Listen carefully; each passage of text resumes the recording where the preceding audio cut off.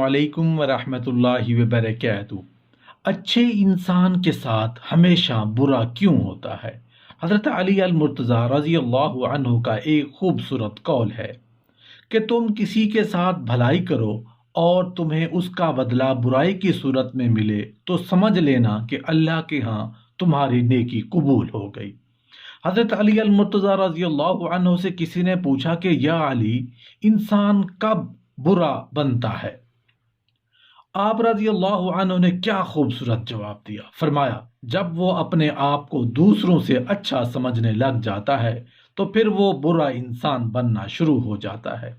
محترم ناظرین، اچھے انسان کے ساتھ ہمیشہ برا کیوں ہوتا ہے؟ اچھائی کے بدلے میں اسے رسوائی کیوں ملتی ہے؟ خوشحالی کی بجائے تنگ دستی کیوں ملتی ہے؟ صحت کی بجائے بیماریاں کیوں ملتی ہیں؟ خوشیوں کی بجائے غم کیوں ملتے ہیں؟ نیک اور اعمال صالحہ کے باوجود، صدقہ و خیرات کے باوجود، اچھے اخلاق ہونے کے باوجود اسے پریشانیاں اور مصیبتیں کیوں گھیرے رکھتی ہیں؟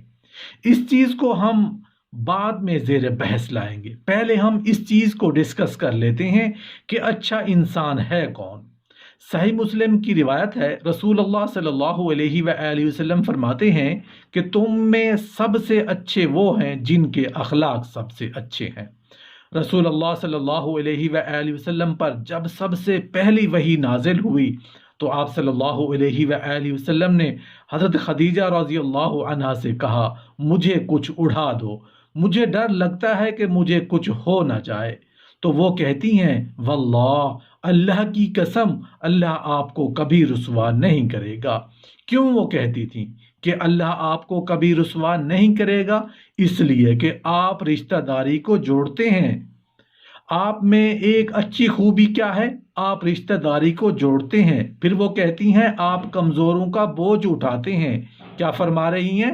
نبی اکرم صلی اللہ علیہ وآلہ وسلم کے تعلق سے آپ کمزوروں کا بوجھ اٹھاتے ہیں، آپ مہمان نوازی کرتے ہیں، مطلب کہ لوگوں کے ساتھ اچھا سلوک کرتے ہیں، جو مہمان آتے ہیں ان کی مہمان نوازی کرتے ہیں، مصیبت میں آپ لوگوں کی مدد کرتے ہیں، آپ لوگوں سے سچ بولتے ہیں، اللہ آپ کو ضائع نہیں کرے گا۔ یہ سب اچھی عادات ہیں جن کا تذکرہ ہو رہا ہے۔ اچھے انسان کی یہ خوبی ہوتی ہے کہ وہ ہمیشہ سچ بولتا ہے، جھوٹ نہیں بولتا۔ اچھے انسان کی یہ خوبی ہوتی ہے کہ وہ کبھی کمزور یا غریب انسان پر ہاتھ نہیں اٹھاتا اور نہ ہی اس کی تذلیل کرتا ہے۔ اچھے انسان کی یہ بھی ایک خوبی ہوتی ہے کہ وہ اپنے دشمن کے لیے بھی اچھے الفاظ کا استعمال کرتا ہے۔ بہترین انسان کی یہ بھی خوبی ہوتی ہے کہ وہ دوسروں کے لیے عزت و تکریم اور ہمدردی کے جذبات رکھتا ہے۔ اچھے انسان کبھی بھی دوسروں کو اپنے سے کم تر نہیں سمجھتا۔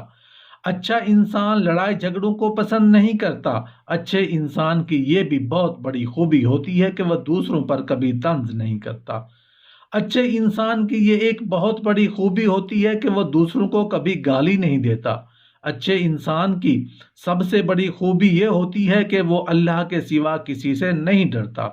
اچھا انسان ہمیشہ وہ کام کرتا ہے جس میں اللہ تعالیٰ اور اس کے نبی صلی اللہ علیہ وآلہ وسلم کی خوشنودی ہو۔ اچھے انسان کی سب سے پہلی اور سب سے آخری نشانی یہ ہے کہ ان لوگوں کی بھی عزت کرتا ہے جن سے اسے کسی قسم کے فائدے یا مفاد کی توقع ہی نہیں ہوتی۔ حضرت علی المرتضیٰ رضی اللہ عنہ نے فرمایا، انسان کو اچھی سوچ پر وہ انعام ملتا ہے جو اسے اچھے اعمال پر بھی نہیں ملتا، کیونکہ سوچ میں دکھاوا نہیں ہوتا۔ محترم ناظرین، آپ نے کبھی یہ نہیں سنا ہوگا کہ انسان کو عاجزی لے ڈوبی۔ انسان کو ہمیشہ اس کا تکبر لے ڈوبتا ہے۔ حضرت علی المرتضیٰ نے فرمایا، مشکلات ہمیشہ بہترین لوگوں کے حصے میں آتی ہیں، کیونکہ وہ اس کو بہترین طریقے سے انجام دینے کی صلاحیت رکھتے ہیں۔ معافی کا مطلب گلے لگانا نہیں، بلکہ یہ عہد ہے کہ جو اذیت اس نے مجھے دی وہ میں نے اس کو نہیں دینی۔ اس لیے اگر کوئی آپ کا دل دکھائے، کوئی آپ کو اچھائیوں کے باوجود آپ کے ساتھ برا کرے تو اس سے معاف کر دیا کرو۔ بزرگ فرمایا کرتے ہیں کہ اچھے لوگوں کو ٹھوکر مارو گے تو وہ ٹوٹیں گے نہیں، پھسل کر تمہاری زندگی سے دور چلے جائیں گے۔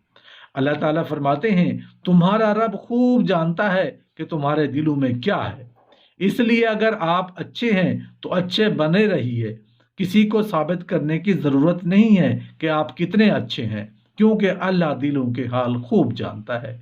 زندگی میں کبھی کوئی آپ کا کردار اٹھا کر چوک میں لٹکا دے تب بھی اطمینان رکھنا، کیونکہ عزت اور ذلت صرف اور صرف اللہ کے ہاتھ میں ہے۔